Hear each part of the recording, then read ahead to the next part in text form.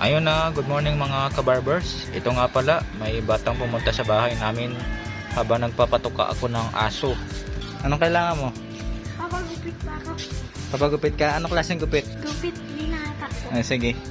Sabi niya nag-cutting class daw siya at dumiretso sa akin. Ang pangit daw kasi ng gupit niya mga kabarbers.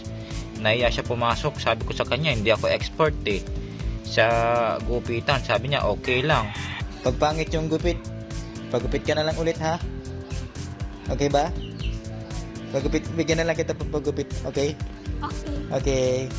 Sabi ko, sige, walang sisihan kapag nagmukha kang itlog, sabi ko sa kanya.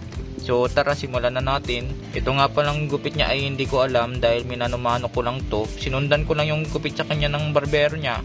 Sabi ko sa kanya, kapag pangit ang gupit ko, magpagupit na lang ulit siya bukas. O kaya, wag na siya mag-aral, next year na lang siya pumasok. Tapos habang tumatagal nga nagmumukhang halimo na itong batang to. Okay na sana nung gumamit ako ng gunting, napasobrang hagod, napuknatan yung gilid ng ulo. Sabi ko, yari ako, baka umiyak tong batang ito at magsumbong sa tatay. So nag-decide ako na lagyan na lang ng style yung ulo niya.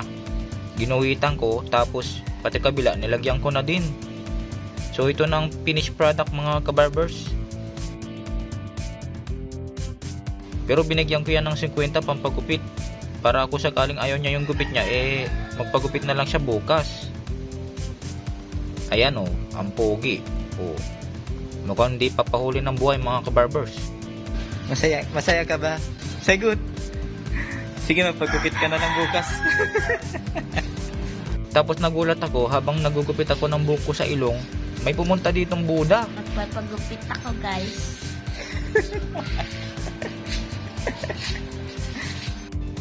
Sabi niya, tropa daw siya nung nagpagupit sa akin kanina. Ayan, ang kapal ng taba nito mga kabarbers. Mukhang ako na naman ang bababayad sa kanila. Kapag pangit yung gupit ko, sabi niya, okay lang daw. Lagyan ko daw ng guhit yung ulo niya. Balak ko sana sa taas ko lalagyan, kaso baka umiyak.